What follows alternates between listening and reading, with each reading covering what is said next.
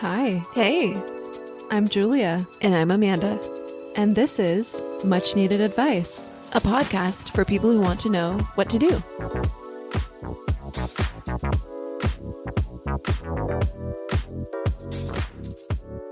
I'm so excited to introduce today's episode because it's with our first Gen Z guest.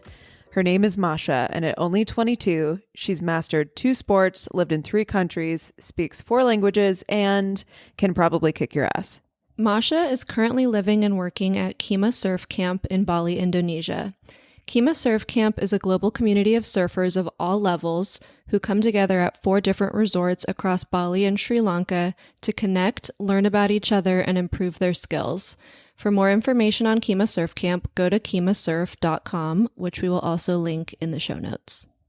Our conversation with Masha is wide-ranging, covering everything from tips for solo traveling as a young woman, things you should know before visiting South Korea, and even how picking up a new hobby to impress your crush can change the course of your life. In this episode, we're bringing you double Recs of the week with 3 book recommendations and a number of fragrance recommendations, so make sure to listen to the end. Finally, we have one content warning. Toward the end of this episode, we touch on the topic of eating disorders. Please keep in mind, we do not offer medical advice. If you struggle with disordered eating, it's important to seek help from a professional. Contact your doctor or call the national hotline in your country. In the U.S., call 988 or text NEDA to 741-741 for free 24/7 mental health support. Enjoy the episode.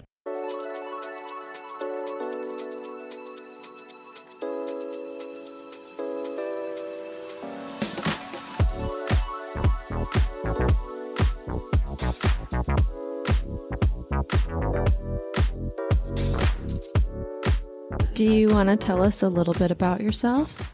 Well, my name is Masha. I'm Russian living in South Korea. I'm 22 years old, currently in Bali volunteering for a surf camp. 22. 22. Oh, so nice. That was a good year. So you were born in Russia and moved to South Korea, when you were around 11 years old. My parents found like a job there. Dad is like a professor, university teacher.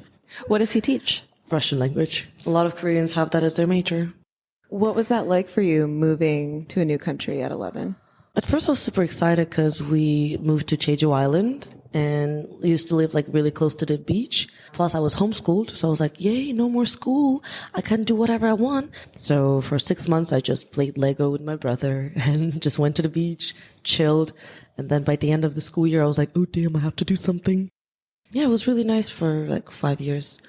Is that when you developed your love of surfing, or was it before that? Surfing actually happened recently, like last year, summer.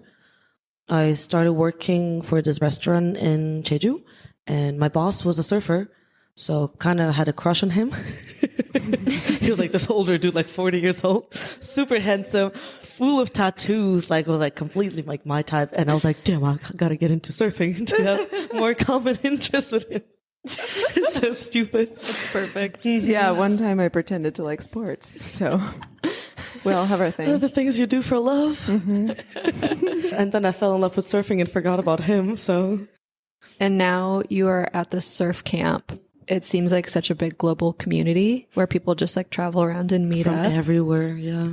Can you tell us a little bit about what the surf camp is like, how it works? We offer beginner courses for people who have never surfed before and also for intermediate and advanced surfers. So everybody can find their level.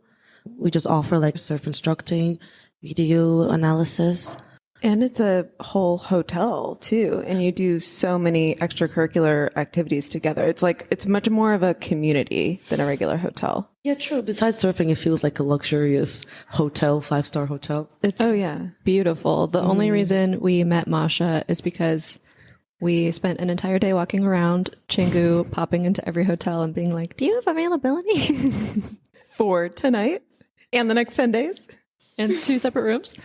And when we were at one hotel, they showed us a room up on the 2nd floor. And from up there, we saw this hotel and we were like, what's that? We need to find it. It's so pretty. So we came here and they were like, it's for surfers. You're not a surfer. And we're like, well, how much is it? And they're like, it's a lot. You gotta pass the surfer test to enter this place. They're like, you're clearly not surfers. We don't have the look.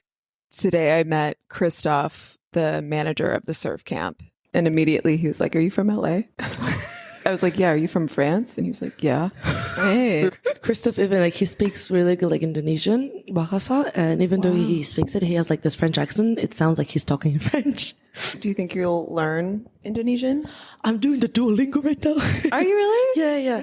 Currently on my like 36-day streak. That streak is serious. Yeah, the competition, and that owl keeps me up at night. She's like, "You have to keep up your streak. Yeah. You have to do something." I love Duolingo. It's so fun. I'm working on my French, actually. Really? Yeah. Okay, how long has it been? Oh my God. I mean, I've been studying French since middle school. I was fluent at one point and then lost it. Languages don't stick with me very well, so I have to keep it up.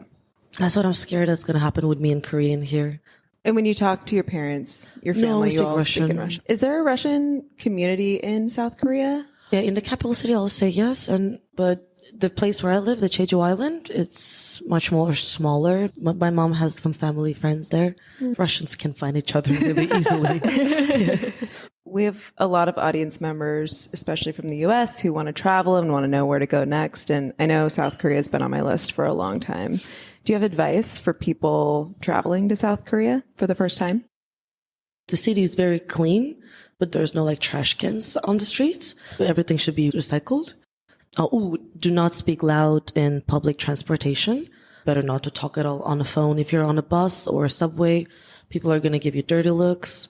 So it's better to just keep quiet. It's like an unspoken rule there. Be respectful to like older people. The culture is like you have to respect elders. When you like go drinking and stuff, for example, if you take a shot, you have to cover your shot and turn your head around when you drink it. If you drink it with older people, or if you're like taking some cash from the cashier or giving something, give it with both hands. We've noticed that even here, when people give us change back, they give it with both hands. Yeah. Also, like for like older people, like bow down, like When you meet somebody, for the first time. It's more common than a handshake, I would say. It's a little cleaner. I like the bow. I like it too. They didn't have to make an adjustment during COVID. The depth of the bow means something, right? Yeah. The more deeper you go, it's like the more respect you show. But they say if it's like a casual, like you meet someone, you're just like kneel your head a little bit. Yeah. If you're like, for example, if even someone is older, like you by 1 year, you still have to like call them, for example, oppa or onni for the girls. It's like calling your older sister, older brother. Like you guys would be my onnis, even if you're like a couple of years older. We're more than a couple of years older.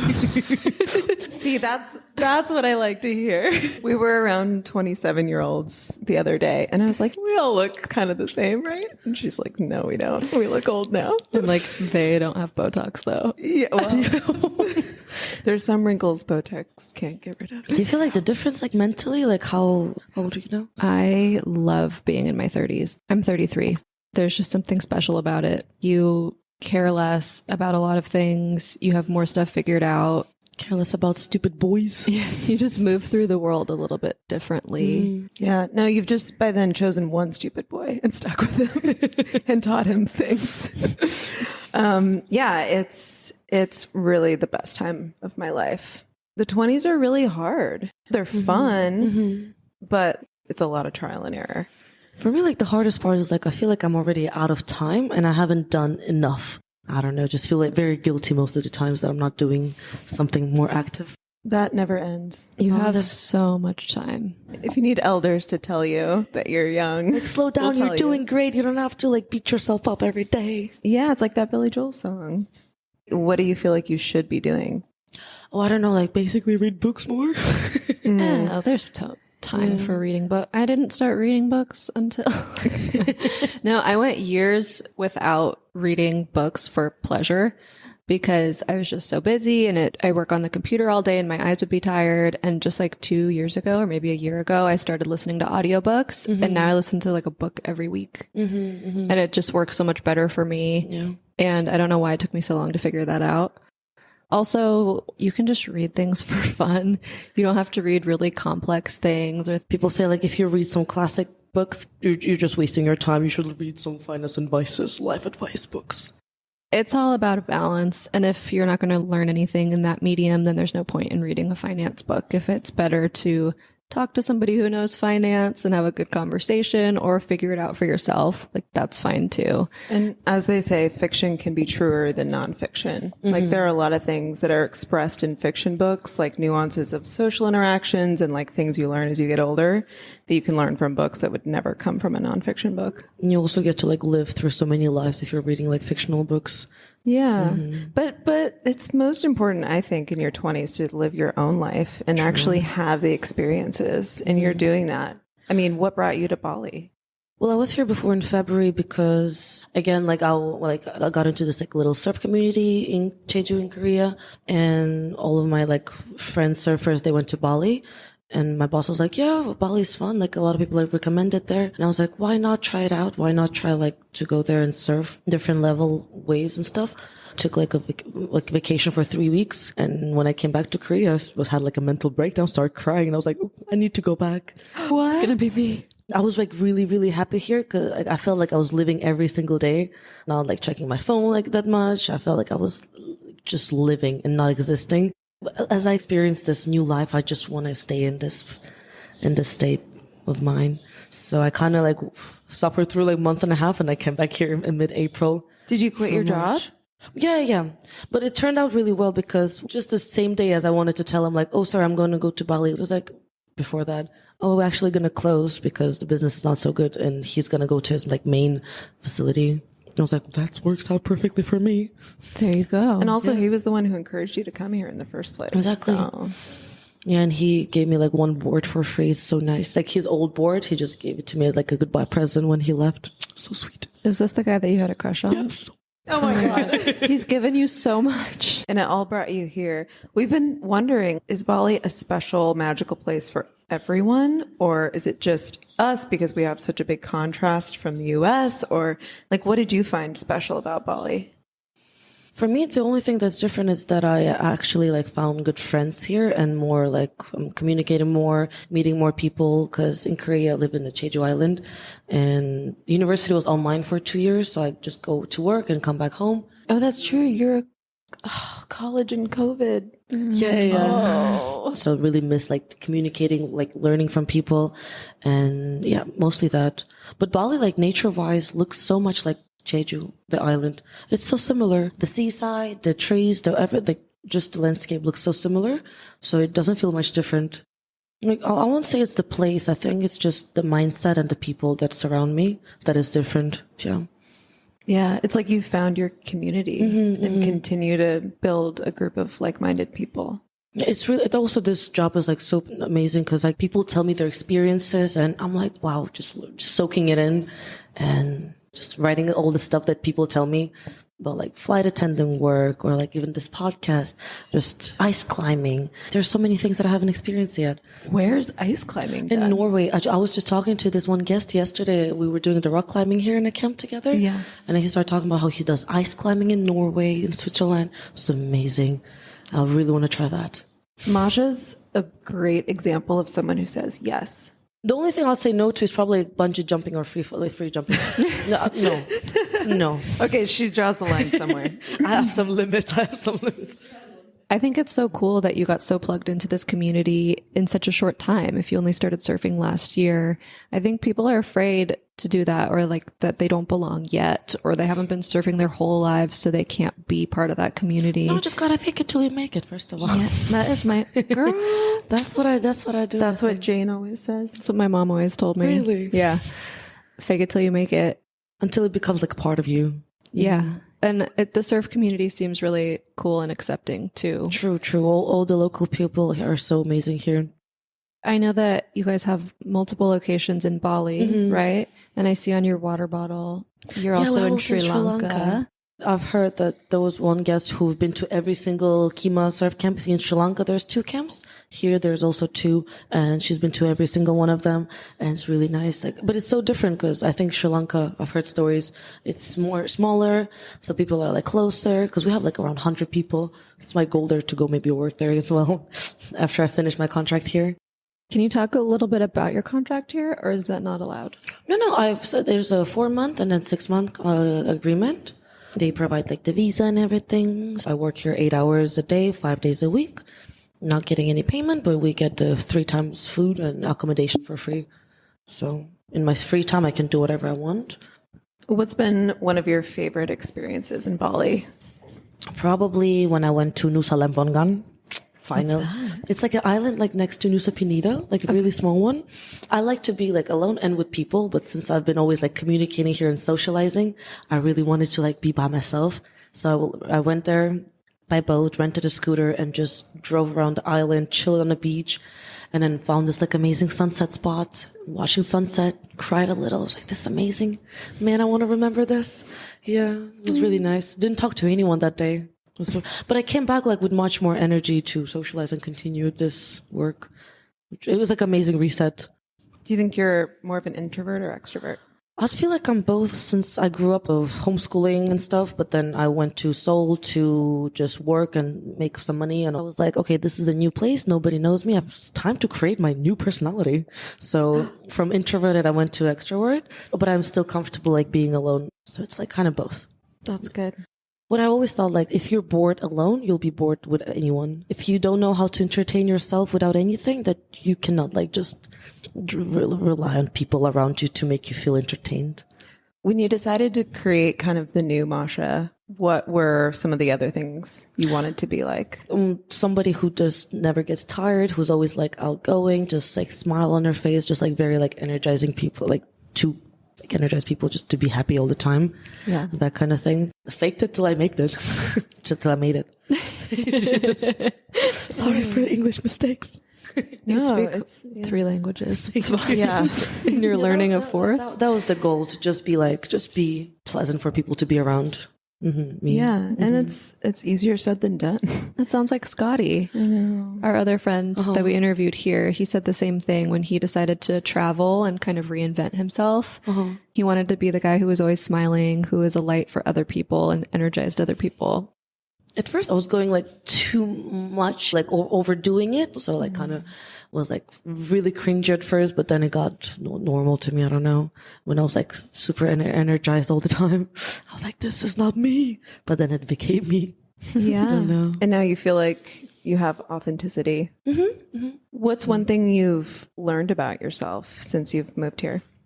I could say what I've learned is that I feel comfortable wherever I am, I think. Like, home is like wherever I am. So even if it's like new place for me, I'll still feel comfortable being around people. I don't get like frustrated or shy, or I can always make myself feel at home. What do you do to make yourself feel at home again? Don't like rely on other people to like make you happy. Just always stay true to yourself. If you don't want to do something, don't go somewhere. Like, don't go to parties if everybody's forcing you. You're not going to miss out on anything if you don't go to this one party. It's okay. You can skip it. That's something I didn't know at 22. So, is Bali your first big adventure? Traveled a little bit before, like with ex-boyfriend a couple of times, but that was it. The solo traveling is the first time. Oh, tell us about the ex-boyfriend. No, we want her to share this episode when it comes out. Let me put it this way. Do you have any advice for young people in relationships? Don't try to find excuses for the things they say which upset you. Like, they said something that upsets you and they did it like on purpose, I'd say. Yeah, just don't try to excuse it if it hurts you. Don't disregard your own feelings. Do you have any advice for young solo travelers? I've heard so many stories, people like get their phones stolen and credit cards and everything. And You haven't had a problem with that? No, I don't know. Just trust your gut, I think. Yeah, your instinct. It seems like it's intuitive for you. Yeah. Which is great, especially when you start traveling so young. I mean, moving at such a young age too. I feel like you would naturally know how to conduct yourself.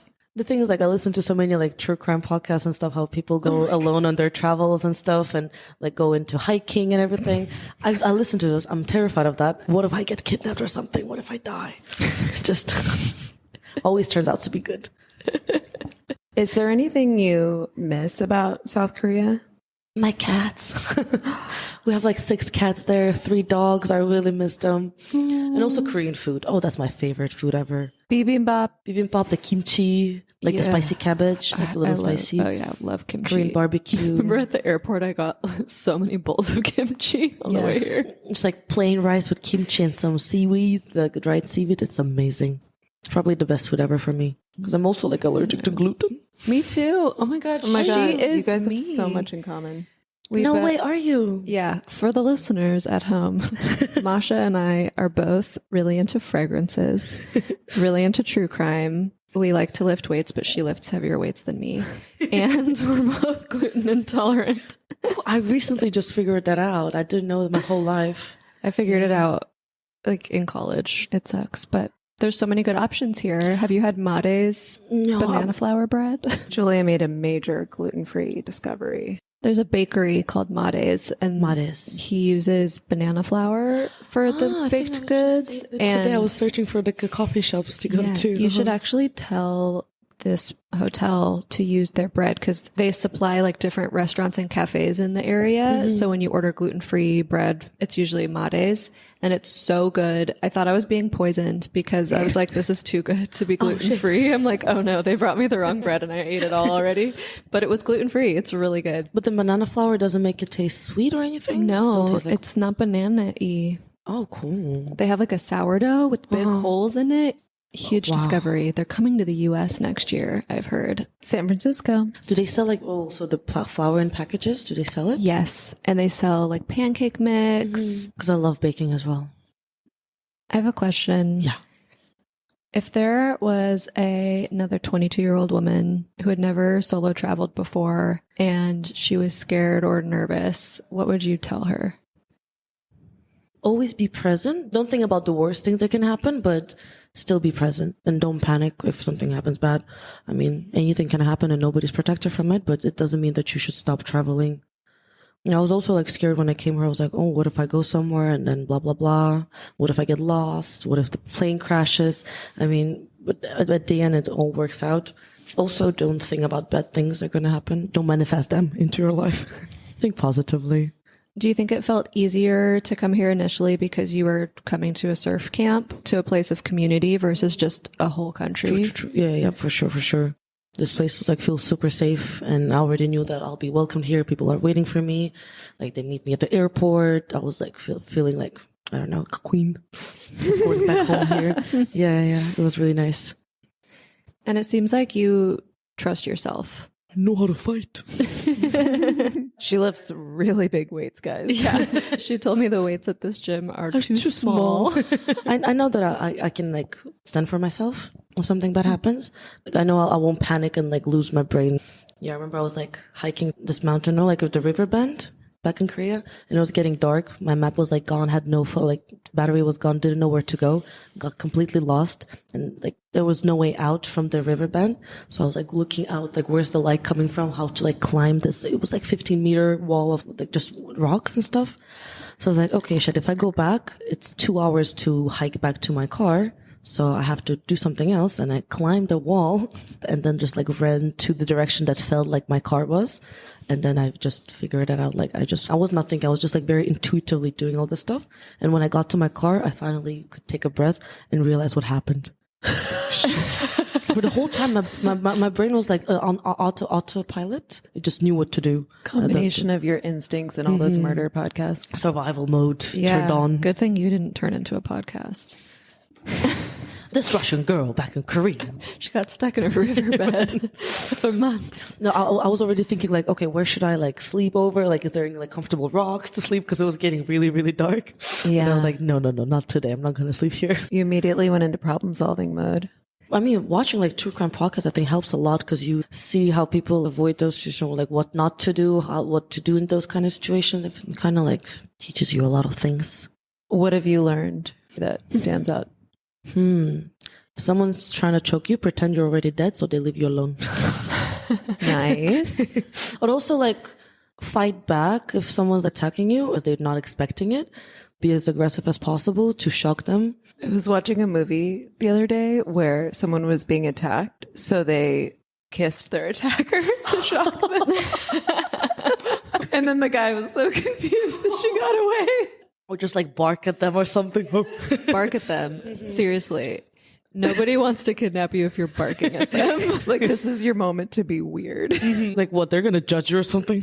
What they always say on My Favorite Murder is fuck politeness. Don't feel like you need to be nice and polite to strangers if someone's creeping you out, or if you're in an Uber and they're being weird, just be like, I'm getting out, I'm done, end the ride.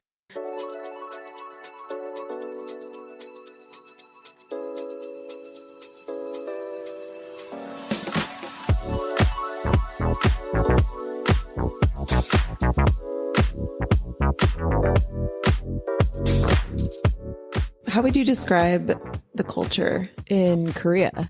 When the thing is, everybody tries to stay inside of the box, and it's very competitive. Like in schools and universities, people study from like 7 a.m. till 11 p.m. They have like after school classes. You got to be like number one. Just competition is crazy there. And then it's all for to get like a good job, to have a status in the society. It's not for yourself. It's just so your parents could say like, oh, my kid is a doctor, is a lawyer. Yeah. I just try to stay out of it. I don't care about like a prestige job or something. My major is equestrian. I'm an equestrian, so like it's completely like out of normal Korean majors. So I'm just like trying not to be in this academic drama. So even though there's a big societal pressure, you can separate that from yourself and you don't feel like that affects you. You know you want to live a different kind of life. Me, it doesn't affect me at all. No. I feel like it's more like parents, like it's, yeah, for Koreans, maybe it's different, but for me, as I'm a foreigner there, I don't need to live by their standards. So it's a little bit easier for me.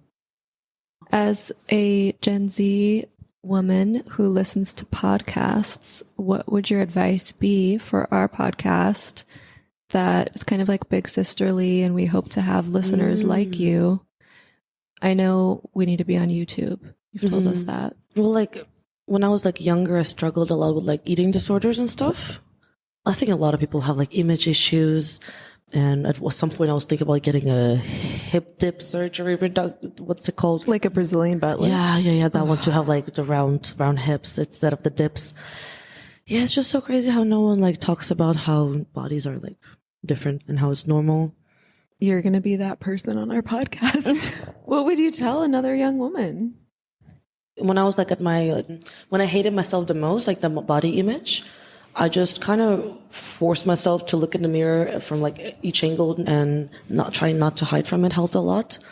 And I was like, well, I'm kind of like on the bigger side right now, but I also look really nice. And then after some point, you're going to start liking things. You get used to your like body and remind yourself that it's normal. If you want to change it, you can change it. But working out, being active definitely helped a lot. And yeah, when I had like an eating disorder, I felt like weak, couldn't do anything. Just feeling good is better than looking good, to be honest. Like when I felt good and healthy, I was like, oh, this is nice. This is nice. And working out is something just like brings dopamines after. Like it's not for the body. It's just a competition with myself, like how much I can lift, how much I can surf. What are some things that you tell yourself if you're having a day where you feel like, oh, I just don't look like how I want to look? Have those a lot. First of all, nobody cares. Nobody literally cares. I've like struggled with my acne and stuff, but I know that nobody cares. I've like even like asked some people, they're like, oh, we don't care, seriously. And second of all, it's going to go away eventually if you don't care about that. Just let it go. Just literally think that that's it. That's a really big lesson for someone your age to realize that nobody cares. It takes people a long time to realize. Yeah, I had like a severe acne like back in Korea, and I've tried like everything, but at the end of the day, nothing helped. But then kind of when I stopped caring about it, it literally started going away. When I stopped looking at the mirror, looking at my skin, you still look good with it. You can still look cute. That's one of the things I admire so much about Gen Zers is the authenticity and transparency. And I don't know, at least on TikTok and online, it seems like there's much more openness about the things that all humans go through. We all deal with acne. We all deal with looking at our body and not seeing what we like every day. Like hair at some places or anywhere. And if somebody comments on that, like shame on them then. It's more embarrassing for them. And the more people you find that you can be vulnerable with, then just be like, ugh, I don't like my skin today or It's also whatever. okay to complain. It's also okay to not like yourself. It's okay not to feel great 24/7. I don't like to cut out negative emotions because they're also emotions. Like negativity should also be in life to make a perfect balance. I love feeling sad sometimes. Sometimes I feel like we're just, hating on sadness too much. Everybody's trying to be super positive. That's why my goal is like not to be happy in life, but just be at peace. So like somewhere like a balance in between, but every emotion is a good emotion. Wow. Yeah, it's what it means to be human. And you're right. The things that we resist are going to persist, right? So when you're feeling sad or when you're feeling down, just let yourself feel sad. Just let it be. Because like you feel sad on purpose. Like it means so you have to feel sad right now. It's just how it is.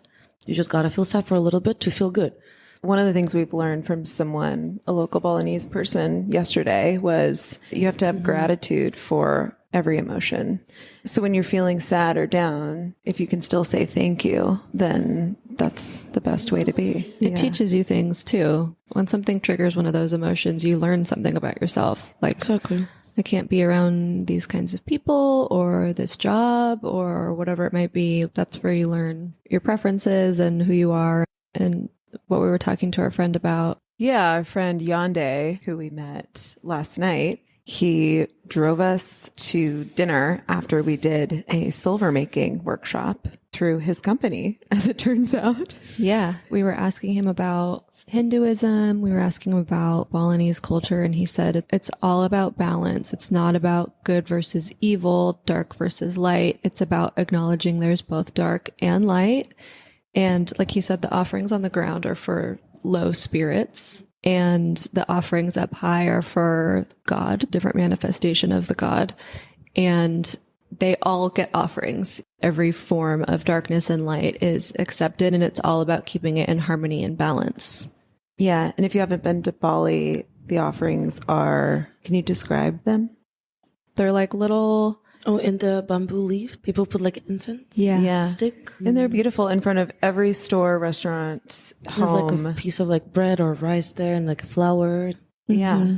Oh, yeah. And shout out to Genuine Bali Experience. Yes, GBE Silver class. This is the class we took. The rings are pretty. Damn. Thank you.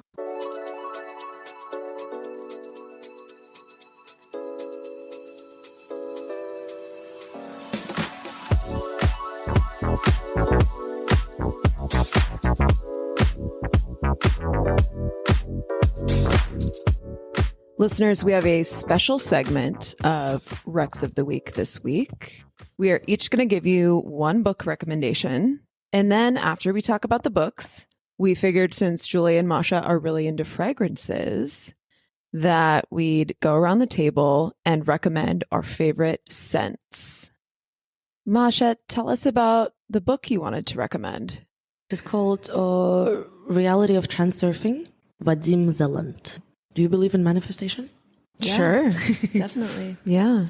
You create your own reality. That's what I stand by. Yeah. The way you think that's what's going to happen. But this book is like, if you believe it, you don't have to even think about it. You just know it's going to happen, and it will happen because your certainty is like so strong that the universe is just going to give it to you.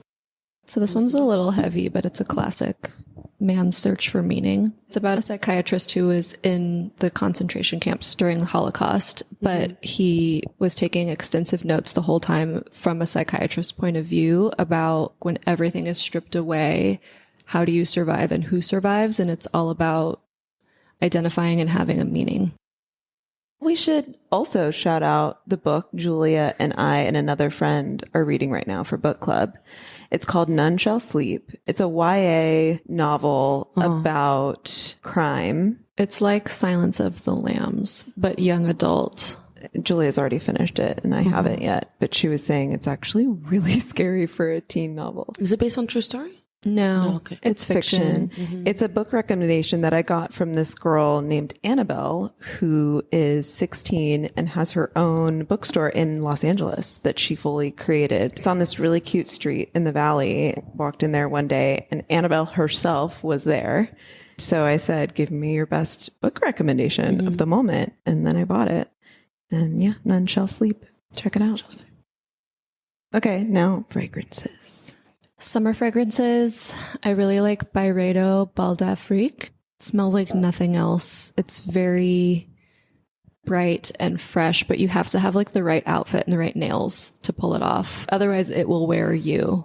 And then a more low-key one is Jo Malone Wood Sage and Sea Salt. I would say it's great for women, men, anyone.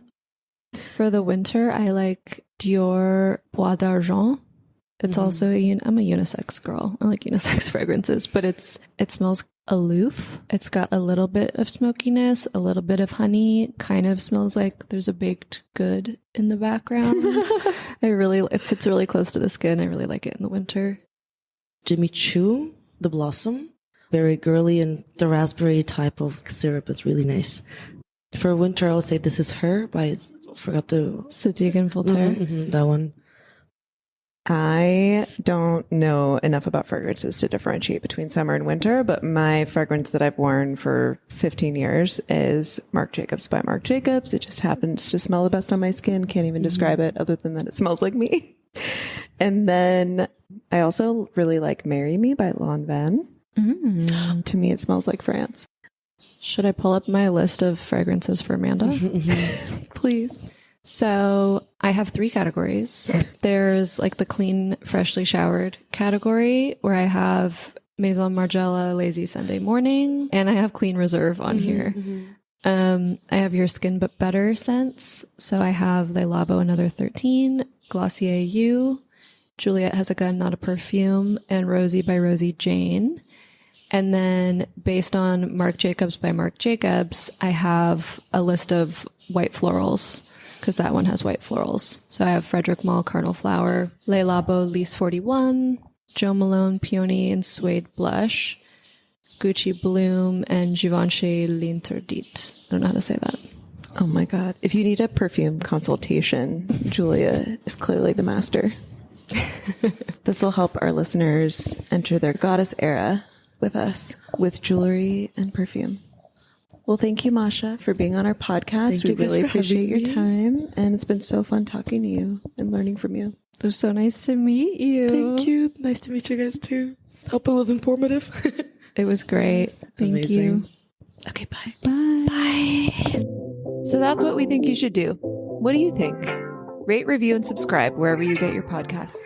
Do you need advice? DM us on Instagram at much.needed.advice or email us at muchneededadvicepod@gmail.com. Bye. How do we become one voice?